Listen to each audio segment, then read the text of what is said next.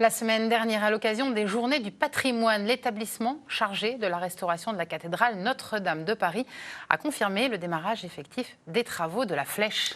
Et bonne nouvelle, l'entreprise Lorraine Lebras Frères, avec 3 autres entreprises, vont mener ce chantier pour couronner cet édifice emblématique. Benoît de Butler et Frédéric Madier.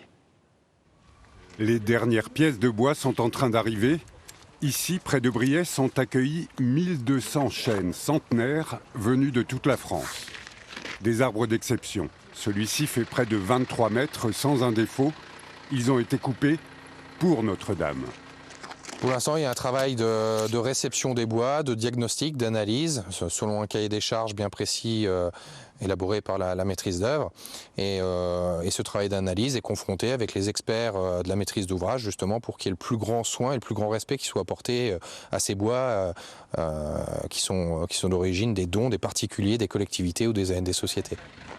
Dans quelques semaines, chaque pièce trouvera sa place dans la structure de la flèche.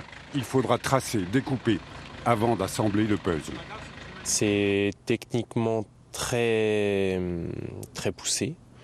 Ceci dit, c'est des savoir-faire qui sont encore conservés, qu'on pratique toute l'année dans le cadre d'autres monuments historiques. Le défi est aussi humain.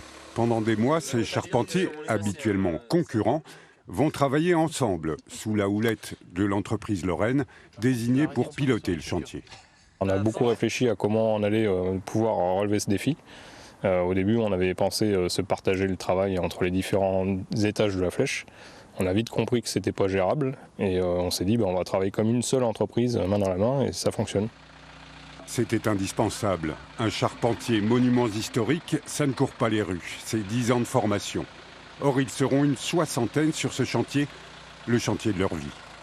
On va pouvoir dire que nous, on a travaillé sur un chantier exceptionnel, qui est Notre-Dame. Donc forcément, c'est un côté prestigieux. Aux Journées du patrimoine, des milliers de curieux sont venus voir où en était Notre-Dame. Le montage de la flèche devrait commencer au printemps prochain.